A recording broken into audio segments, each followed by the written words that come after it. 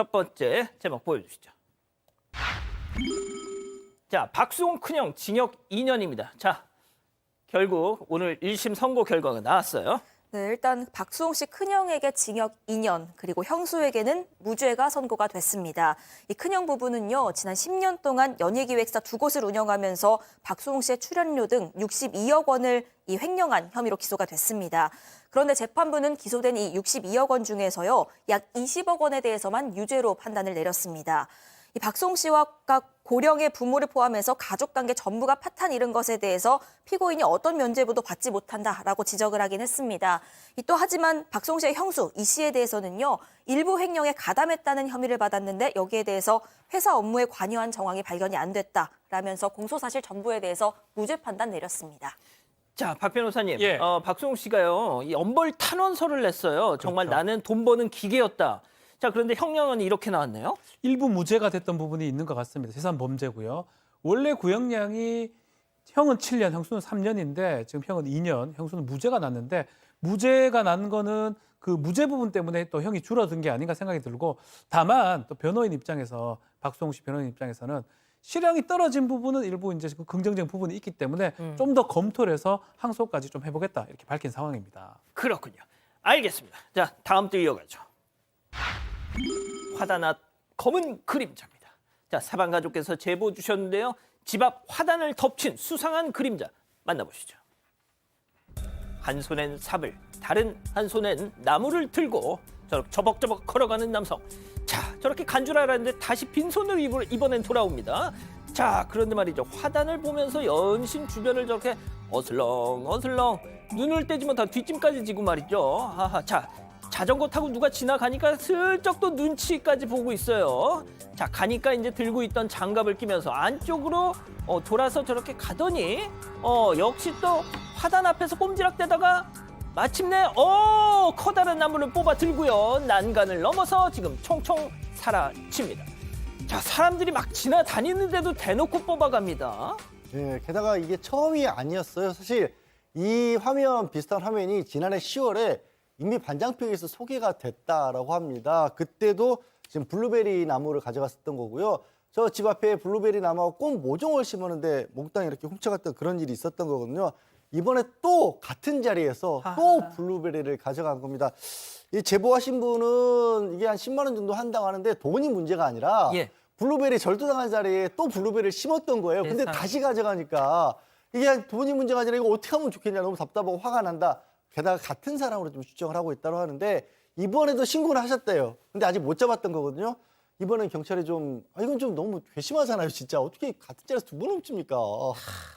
마트 가면요. 블루베리 1kg 10,000원이면 주고 삽니다. 실컷 드실 수 있어요. 제발 돈 주고 사세요. 자, 다음 위로 이어가죠.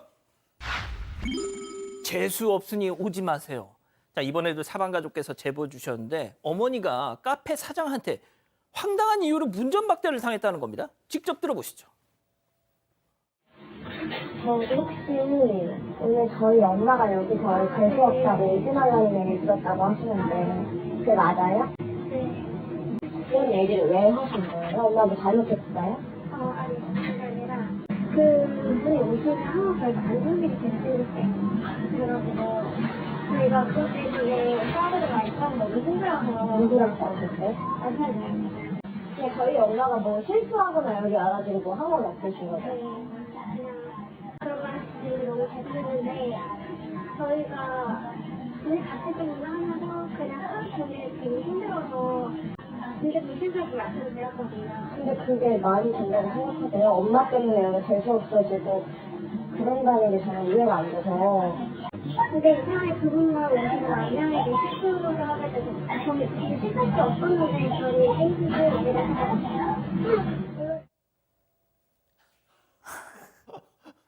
저 손님 재수 없으니까 오지 말아주세요.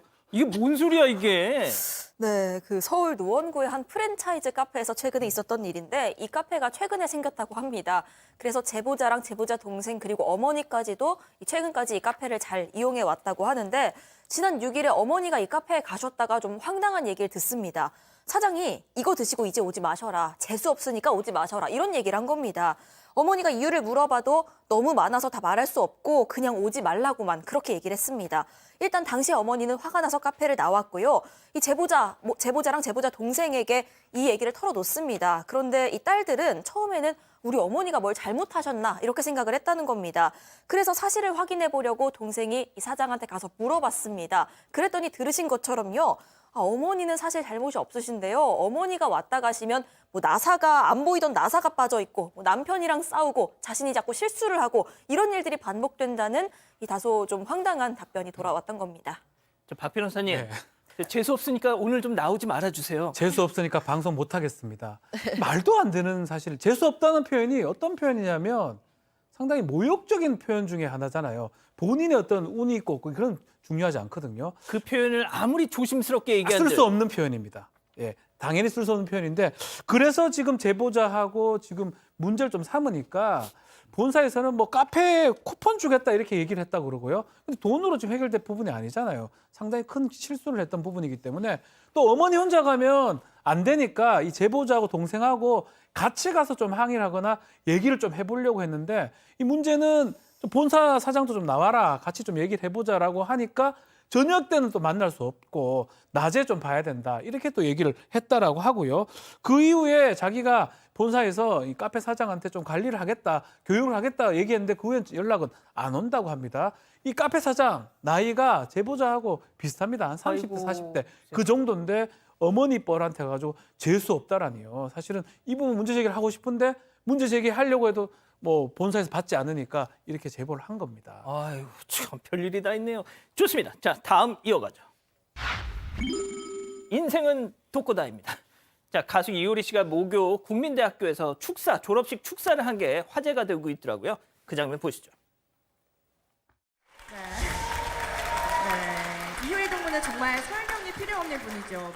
이래라 저래라 위하는 척하면서 이용하려는 잡다한 소리 흔들리지 마시고 그리고 웬만하면 아무도 믿지 마세요. 우리는 가족이다 하면 가까이 다가오는 사람 더 조심하세요.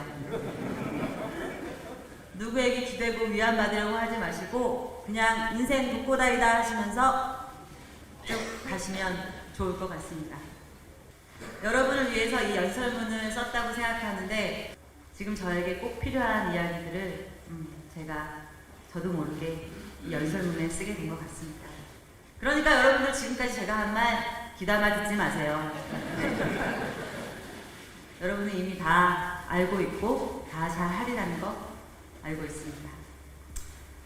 그만 떠들고 신나게 노래나 한 곡 하고 가겠습니다. 여러분 음악 주세요. 있잖아 걱정 따윈 필요 없었나. 아, 독고다이 특공대 일본어 발음이죠. 뜻이 좀 많이 변했습니다만 뭐 아무튼 뭐 네 멋대로 잘 살아라 뭐 이런 뜻 같아요.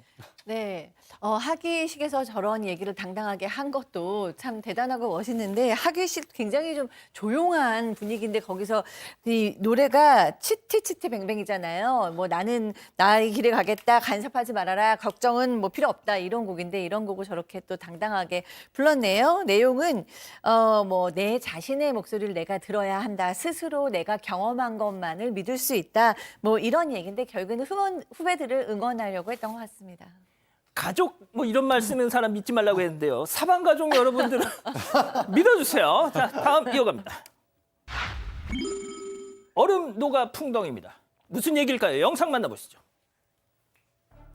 아, 저 멀리 물 위에 웬 하얀 강아지가 저기 빠졌어요. 얼음 위에 간신히 막 매달려 있는데 119 구조대가 줄 하나에 의지한 채 조심조심 다가갑니다. 자, 그런데 말이죠. 바로 그때 빠졌어. 자, 구조대원분이 지금 아이고 세상에 얼음을 깨면서 지금 다가가고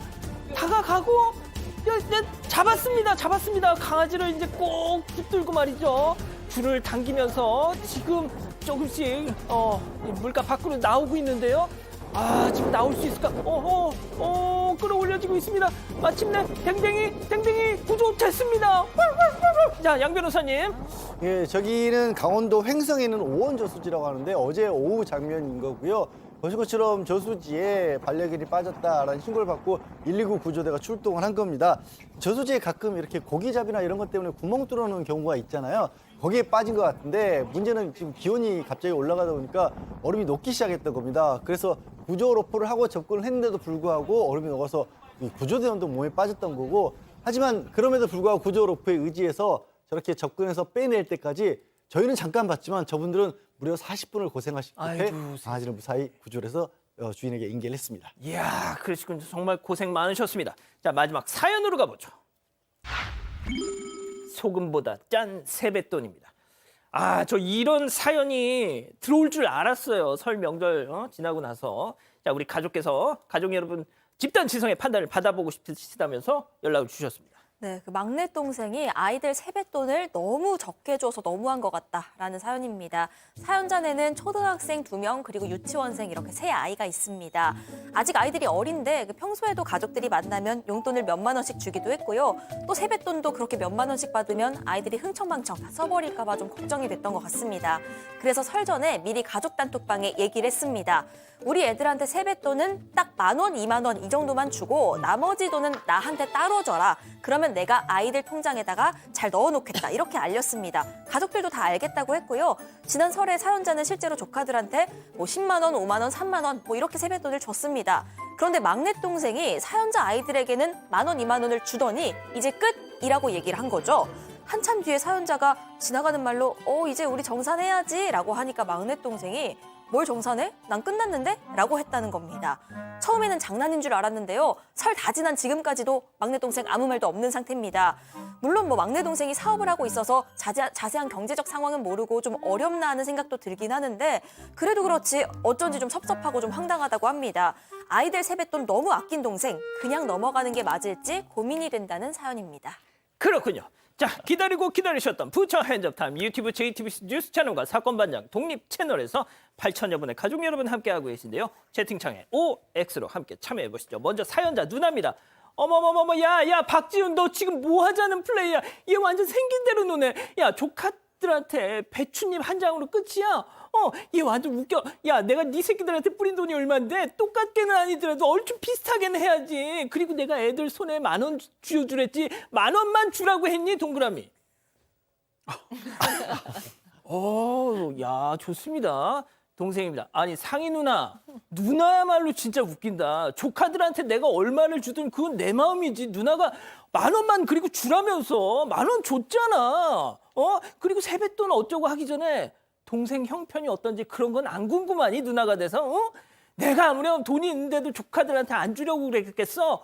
진짜 누나라는 사람이 잘다. 아이고 잘다. 그냥 X. 아, 이러시면 사연자분이 저희한테 항의하실 것 같아요. 자, 일단 양 변호사님. 그냥 저는 일단 가족끼리 돈, 특히 이 세뱃돈처럼 이렇게 제3자에게 가는 돈 가지고 너무 안 그러셨으면 하는 마음이 제일 크고요. 또 사연자분이 아마 짐작하시는 것 같은데 저도 이렇게 보면 개인 사업하다가 좀 어려움을 겪고 계실 때가 있잖아요. 그럴 때는 조카들에게 주는 돈조차도 부담스러웠을 수도 있을 것 같아요. 설마 그래서 그랬지 진짜 아무 생각 없이 10,000원만 그냥 줬을까? 저는 좀 걱정스러운 상황이 아닌가 싶어요. 요즘 자영업자들 하도 힘들다고 하시니까. 네. 아니, 근데 동생분이 진짜 어려운지는 아직 확인이 안 됐습니다, 교수님. 네, 근데 저는 정말 죄송한데 제보자께 죄송한데 좀 잘 설득이 안 돼요. 왜냐하면 세뱃돈은 정산할 돈이 아니잖아요. 그거는 그냥 개인의 처지껏, 상황껏, 본인의 생각껏 주는 세뱃돈이잖아요. 애들이 나한테 세배를 했을 때 아이들한테 주는 돈인데 내가 저 집 애들한테 20만 원을 썼으니까 나도 얼추 한 15만 원은 받아야지 이렇게 세뱃돈은 이제 그렇게는 아닌 것 같아요. 왜냐하면 저도 그렇게 생각하면 저는 저희 시댁에는 큰 집은 애가 셋이고 저는 하나인데 너무 많이 주고 조금 받고 또 저희 언니네 같은 경우에는 언니네가 저보다 훨씬 많이 잘 사니까 언니가 저희 아이한테 훨씬 많이 주고 액수 차이가 늘 많이 나거든요. 이쪽에서도. 근데 그거를 뭐 좀 아무도 기분 나빠하지 않지 않나요? 저는 기분 나쁩니다. 네. 저는 사실은 균형은 좀 맞아야 된다고 당연하죠. 보거든요. 기브 앤 테이크. 비슷해야 된다. 그리고 뭐 지금 10,000원을 하고 3만 원 하고 5만 원 때문에 뭐 회사나 자기 지금 형편이 지금 어렵다고 2, 3만 원 차이가 클까? 저는 좀 의문스럽기도 하고 또 말씀처럼 형편이 어렵다면 누나가 알 겁니다. 그럼 모를 수가 없거든요. 누나가 이렇게 사연을 제보한 거는 뭔가 균형이 안 맞고 또 얘기했던 거 다르게 지금 진행이 되니까 그 부분 때문에 저는 이런 생각이 들어요. 사소한 것 가지고 마음이 아프지거든요. 예.